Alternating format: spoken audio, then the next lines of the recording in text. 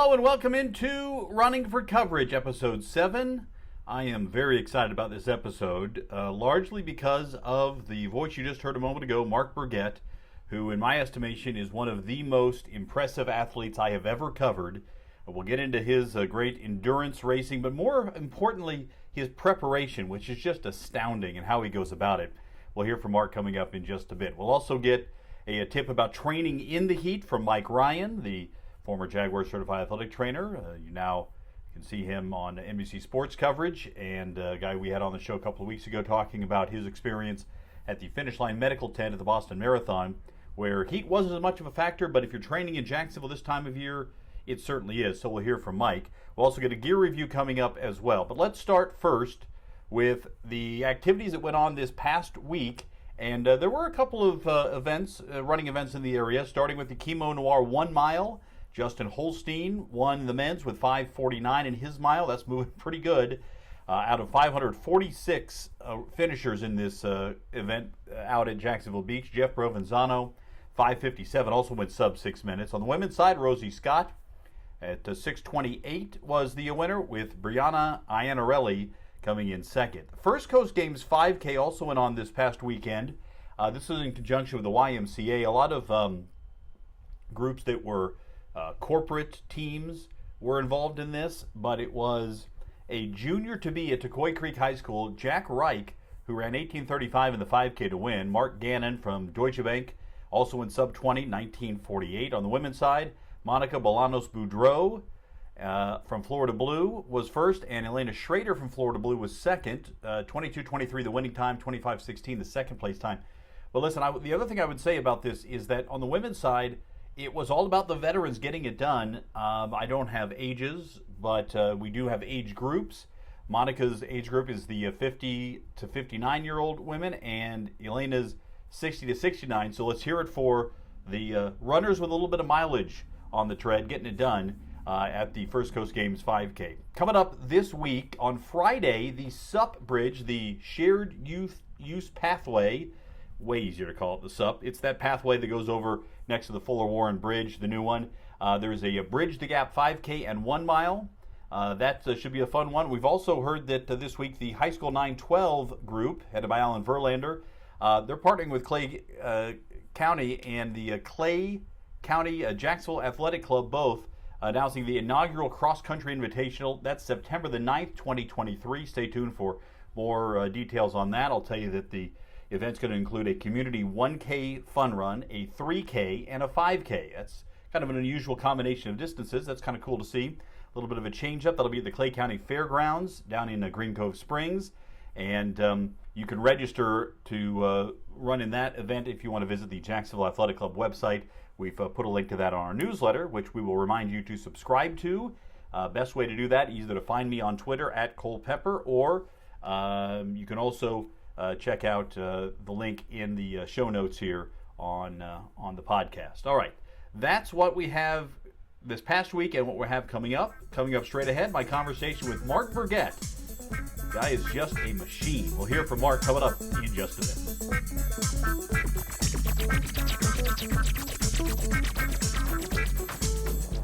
Well, when I first started deciding that I was going to do this podcast, I started making a list of people in the running community who I wanted to talk with. And I think the very first name I put down was Marc Burget, because as I have said before on television and elsewhere, I can't think of an athlete in any sport who I'm more impressed with in terms of what he has done. Marc is very modest and doesn't like me saying that, probably. But it's true, and you'll hear why. If you don't know already about Marc, prepare to be impressed. But Marc, let me just start with this. Before we get into your accolades and your accomplishments and everything else, were you a runner from a young age? No, actually, I've only really seriously been running for 10 years now. So approaching the age of 40, it was always a goal to run a marathon. And then I turned 38 and I was like, I better get moving on this thing. So started to do a little running on my own and signed up for the Disney Marathon and probably just got hooked from there. So, all right. So you went from a 38-year-old. Were you doing any kind of running, or were you playing sports? How About active were you? 3 miles a day. I'd go Okay. out about 3 miles a day down to the corner, just enough to stay in shape. All right. But So after that, it wasn't that you weren't doing any kind of running, but no kind of serious distance running. And you no, went from basically a 5K type fitness level to running a marathon in less than 2 years. yes, yes. At what point in that progress did you think, um, boy, this is coming easier than maybe it should, or did you have that thought at any point? Because getting from there to there, from A to B, that quickly, yeah, I feels like it's easier than it should be. It did come through pretty quick. I signed up for my first marathon was Disney, and I went out and ran Disney. I ran 3 hours and 10 minutes, and stopped at every single character. I had no clue what I was doing. I don't even know what pace I was running, so I didn't have a watch. I was just having a good time. Finished that, and I thought it was over with. I thought that was done with. And then a couple days later, I was like, man, I ran a 3:10. I think sub three's pretty good. So let me go try a sub three, and signed up for the Donna Marathon a couple weeks later, not knowing that running two marathons in a couple weeks was probably a bad thing. And I did do a little research and studying. I was trying to break three on that, so I printed off a pace sheet for 2:59, and I think I ran around 2:59:48 or something, so just under 3 hours. And that was how much later after the Disney run? Probably 3 to 4 weeks later. See again, as we go through some of these stories, you're going to hear all these things and you just think this guy isn't human. You're not supposed to be able to do what Mark has done as a runner. It's so remarkable.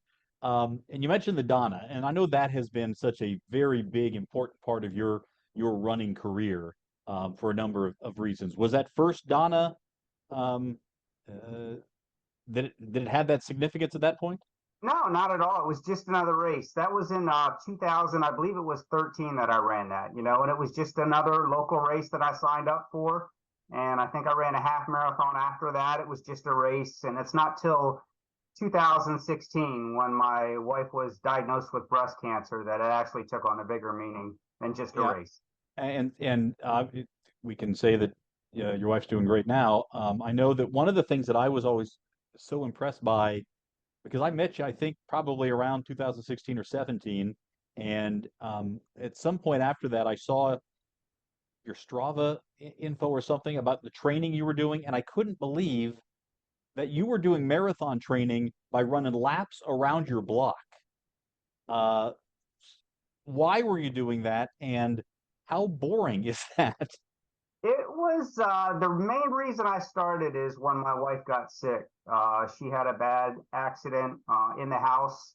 I was able, she passed out from dehydration, and just so happened a freak accident that I was standing 2 feet away from her and was able to catch her. And so, I mean, it was just a coincidence that I was there to catch her. She was healthy after that. It was actually just dehydration that she passed out from. And then that kind of scared me, and I didn't want to run far from the house or go away from the house. So I just started running on the circle outside of my house, which is a 0.4 mile loop. And that's where I spent the next couple of years while she was sick running on that. A 0.4 mile loop, if you're training for a 5K, you could probably get away with that. It doesn't get too monotonous, but gosh, you're running what, 100 laps or something, 200 laps, whatever it Yeah, might I be. was I was running marathons out there, and 40-mile runs out there, because I just felt safe being close to the house. I said, if you ever have any issues in the house, I'm out there in the morning at 3 o'clock in the morning running, turn the porch light on, and I know something's wrong, and I can come in immediately. So I mean, it's amazing. It can be so tough to balance family and running, particularly if you're training for something like a marathon or an ultra, and you found a way to do that. I, when I've talked about you with other runners and coaches, and the thing that everybody comes back to is how disciplined you are mentally to be able to train the way you do and to be able to run the way you do. Um, uh, does that permeate in other parts of your life? Are you super structured and everything in its place kind of thing? Yeah, I'm pretty much, I mean, work around the house, work at, I mean, my everyday job. I'm very particular about everything I do. I like a routine, the same thing every single day. And that's why pretty much my day's the same every day. Run, work, and then come home and work around the house. It's something so many really outstanding runners, particularly men, are engineers or something with, who have a very structured approach. Um, what is it about that mindset, do you think, that allows guys to become really strong distance runners? I think it's just the work ethic. I mean, I just enjoy to work hard and push myself every single day. And if it's not a challenge, I kind of get bored with it. So it's just how far you keep on pushing yourself each day. I want to touch on three events that to me are so impressive that you've participated in. There may be some others that you'll want to bring up here as well. Then we'll circle back to your most recent run. But you mentioned the Donna. You ran and won the Donna Ultra, which is what 74 It's miles. 120 miles total. So it Oh, would so be 84 miles one day. 84 miles on Saturday. You finish the 84 miles, and then you have till the next day to rest up, and then you run the marathon the next day. And you won that. I think every time you tried, I think you've won that. Is that accurate? No, I won it, I believe, one time. So, and that was the big. I won the marathon when the year my wife was diagnosed with cancer. So that was, I mean, I think pretty much big for the breast cancer community and our running club because the whole running club had rallied around us when she was sick. So that really meant a lot to us. PRS Running Club was there for us, every step of the way. Yeah, Um, that was a great. It was everything coming together, and then the cherry on top, of course, is her health now. So you've got that. You've got the ultra, the Keys 100, which is a 100-mile race that ends in Key West, right? Is that? Correct, correct. Yeah, I believe it starts in Key Largo and then it's 100 miles south through the islands and ends in Key West. And you ran that. Do you remember your time, your winning time there? The winning time, it was around that year, it was around 15 hours and 30 minutes. And that's an extremely tough race. Obviously, in the Florida Keys, it was 97 degrees, I believe it was that year. So it was tough. You got to manage the heat. And I remember you telling me after that, hey, I like to run in the heat. And and you certainly got to. There's no doubt about that. What did winning that one mean to you personally? That was a big win for me. Once you start to have a little success in the running community, I guess, I mean, you have a lot of people to cheer for you, and then you kind of have some people that cheer against you. And I had got some whispers that, people were telling me, hey, this person's saying you're not going to win that race. You have no chance to win that race. So when you hear that, you kind of accept that challenge and you want to push yourself. You go down, anything can happen during the race. But I really wanted to win that race, and everything came together on that day and was able to win that race. Speaking of anything can happen, you also ran the Spartathlon from Athens to Sparta. Um, I- and I should know the number of miles, 130. I believe it's around 144. It's Yeah. been 5, 6 years now, and I can't even remember exactly what that distance was, but it's around 140 miles, 150 miles. So tell everybody how you trained, how you prepared to go over to Greece to run in that event. It was a heavy summer training, a lot of speed work. I mean, we treated it as, I was running 5Ks and there were weeks that I had ran, it was close to 150, anywhere between 150 to 200 miles per week. The one week I had run 7 marathons, one marathon every day. And then there was another week that I had done 8 marathons. So on a Thursday, I did 2 marathons in one day. Yeah, I remember having you tell me that story. Oh yeah, well, was going to run seven, and then I just felt good enough. I thought I'd just mix in an eight. And again, this just sort of adds to what I talk about your amazing ability to push through and your lap times and your mile paces are so consistent, which is really remarkable. So those are the three. When I think about your career, those are the three big races that really jump out at me.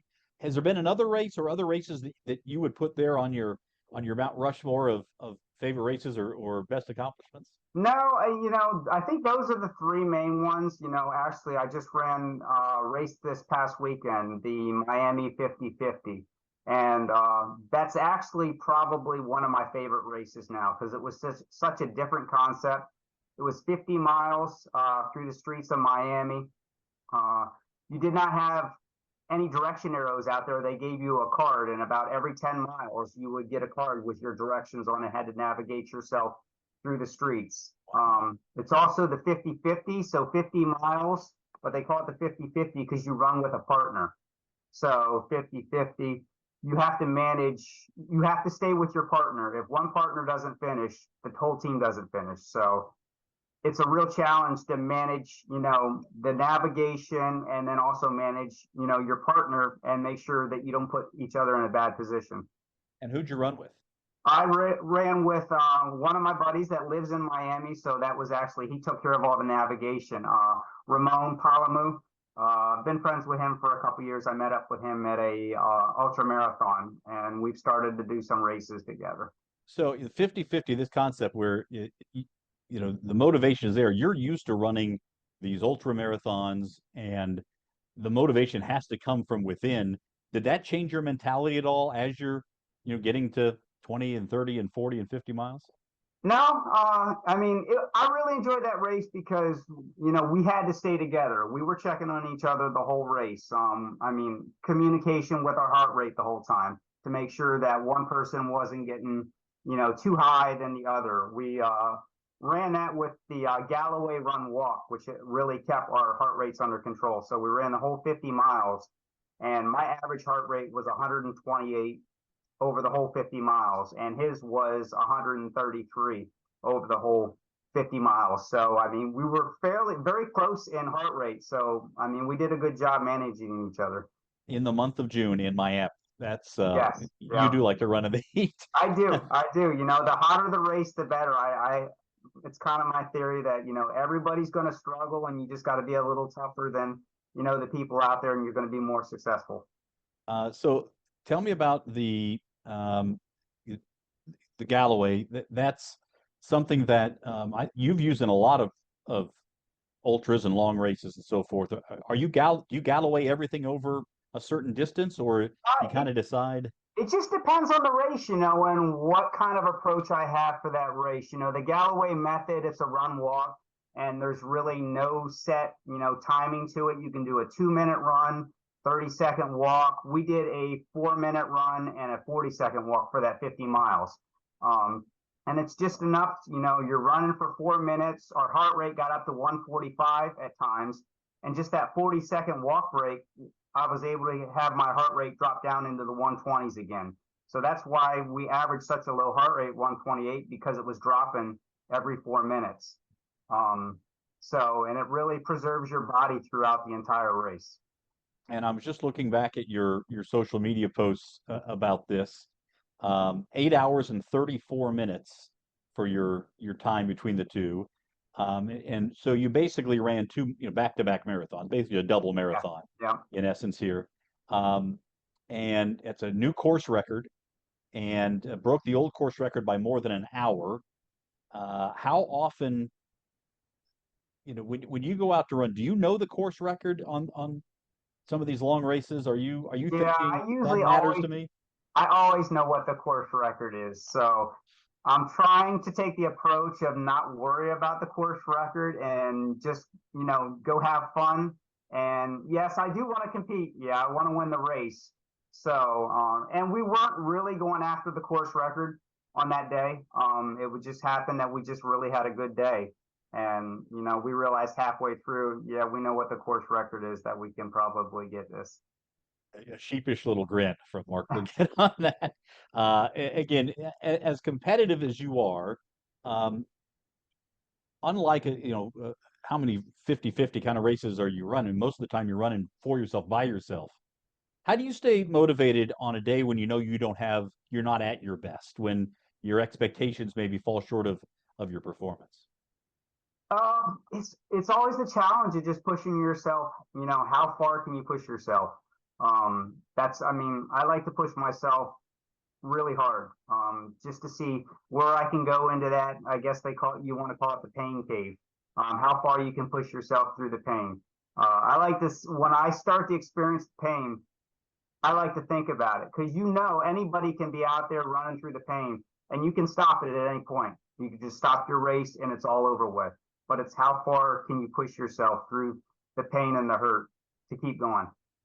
It's so interesting because I was talking with Keith Brantley recently.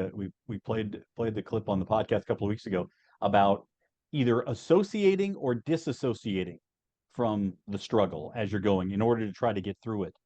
I don't know many people who would decide, it's hard to disassociate sometimes, but if you can disassociate, it seems to be an easier path to get through it. So you're saying you associate more with it. I like to associate. Yeah, I like to feel it because you can stop when the race is over. You're not going to feel that pain anymore. So it's just in that little bit of time is when you feel the pain. You know, how much of that can you take? All right, so he likes the pain. He likes to run to the heat. So again, not really human here, the way way Mark has run. Um, you also told me, I think, in the mile championship that the 100-mile races you're kind of done with. You're changing your focus in terms of the races you're entering.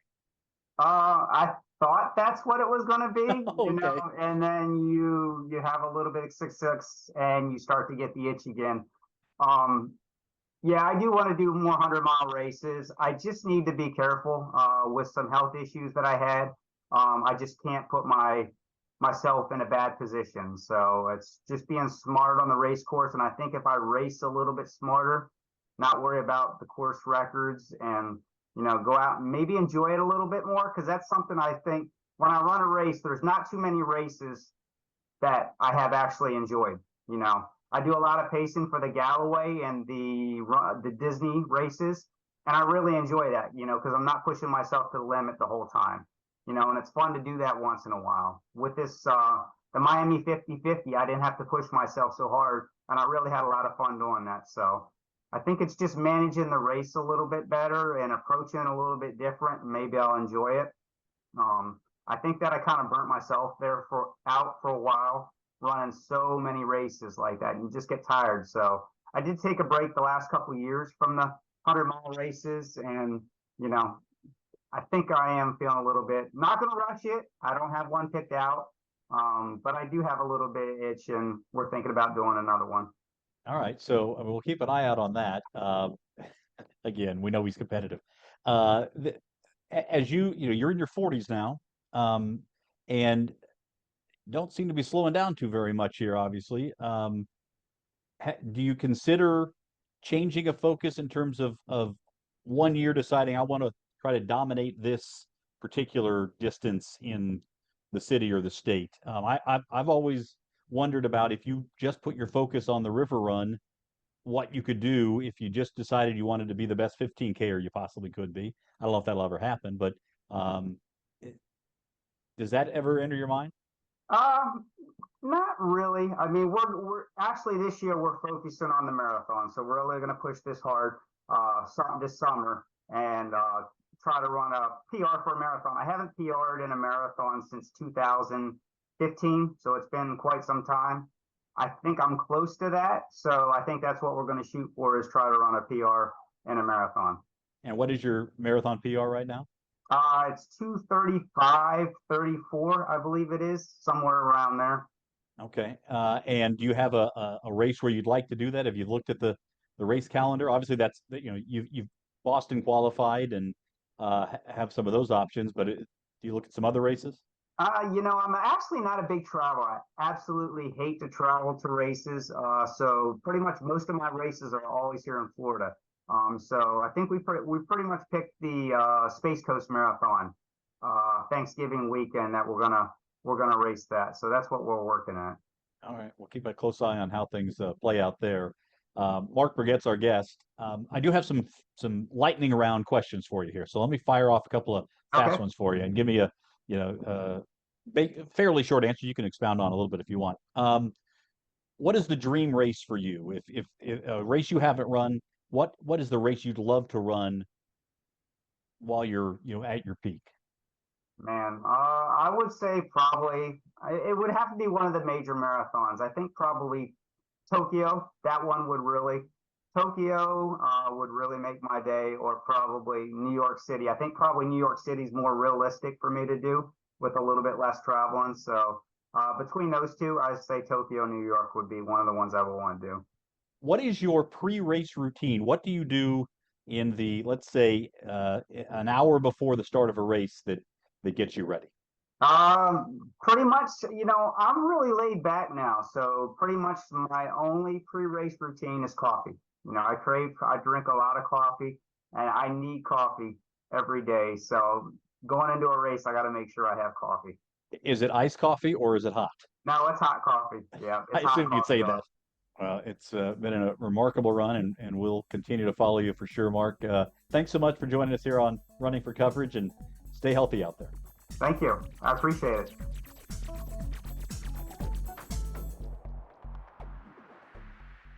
Once again, remember to subscribe to our Running for Coverage newsletter. That's a great way for you to stay connected and know what's happening with the podcast and with the running community, as well as an opportunity for a subscriber each and every month to win something. We'll be drawing the winner of this month's prize at the end of the month. This month it is a prize pack from Tucker Cycling in Jacksonville, in Jacksonville. Great prize pack that Holt Tucker's put together for us over there. That would be suitable for runners or for bikers. So be sure to sign up for the newsletter today. Now, also, coming up, we're going to get a training tip from Mike Ryan. But first, I said earlier that I was very excited about Marc Burget on the podcast, but I couldn't be any more excited than our gear review today. It comes from none other than my wife, Jamie Pepper, with her gear review. I have the Phoenix 7 Solar Sapphire Garmin. As you can see, this awesome color. I totally recommend it because I am somebody who is a little bit competitive when I run, and so I like to keep track of how I'm doing. I like that it connects to the Garmin Connect store. I can see what my stats look like compared to everyone else's stats that I follow, who follows me. I like that it records, especially on the Garmin Connect app, it will record the path that you take. So if it's a path that you enjoyed, you can always go back and see where you ran. I feel it's also a great safety measure because you have it on, people can see where you are. I believe that this particular model actually has a tracking device on it so people can see you live run also.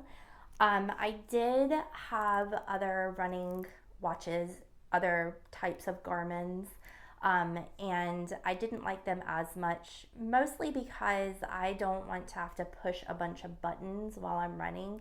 And with this particular Phoenix 7, it's a touch screen, so I can scroll through what I need to scroll through. I can connect my music to it. It's just a really versatile watch to have if you're going to be a runner. The whole reason I bought this in the first place is because I was training for a 55K trail run, and it is set up to give you directions on how to stay on a trail. So, and if I got lost in the woods, apparently it has an amazing battery life, so I could kind of keep up with hopefully where I was going. So highly recommend the Phoenix 7 Solar Sapphire Garmin watch. She does love that Garmin, there's no doubt about that. And she uses it when she's out and running, when it's hot. This is a great tip from Mike Ryan about what to think about when you're training in the heat, because if you don't take precautions, it can lead to your body breaking down and lead to injuries, which is going to put you on the shelf for a while. So this is a very important bit. Our weekly training tip comes from Mike Ryan. The biggest tip I would give runners for training in this furnace we know as Jacksonville, Florida in the summer is consume enough salt. And I know some people say salt is bad for your blood pressure, yada, yada. But if you're a runner and you're sweating a lot, you're losing a lot of salt, which is sodium. So start using salty snacks, start drinking sports drinks. You need those. Don't worry about the calories when it comes to managing and beating the heat. You have to drink things like sports drinks, salty snacks. I love pretzels that have salt on it. And your body's going to crave that salt, because a lot of times when you start sweating, if you taste that sweat, it's very salty. So initially you tend to lose a lot of salt, and then your body realizes, oh, we're going to be out there for a couple hours. It starts pulling it back. But at that point, it's a little too late. So you're sweating a lot, you're in the heat, you need the salt. So salt and electrolytes via the sports drinks, salty snacks is a great way, starting the night before cold, not just during the run, but start the night before. If you get a big sweaty run the next morning, the night before, start taking salty snacks, and then before, during, and after sports drinks. And a lot of times I tell people to use a sports drink and go 50-50 with the water and the sports drinks. That's what I used to do with the Jaguars. So you get that sports drinks, calories, salt, but you're also getting the fluids. Okay, that'll do it for this installment of Running for Coverage. Be sure to subscribe. We are on YouTube, on Apple Podcasts, Spotify, and on Amazon, and subscribe to the newsletter as well. My thanks to Darren Ronan of the Ronan School of Music for composing our original music for the podcast. Check out the Ronan School of Music. And by the way, he's a pretty good runner too. Check it out when you get a chance to at Ronan School of Music. Thanks so much for watching and listening to Running for Coverage. We'll see you next week.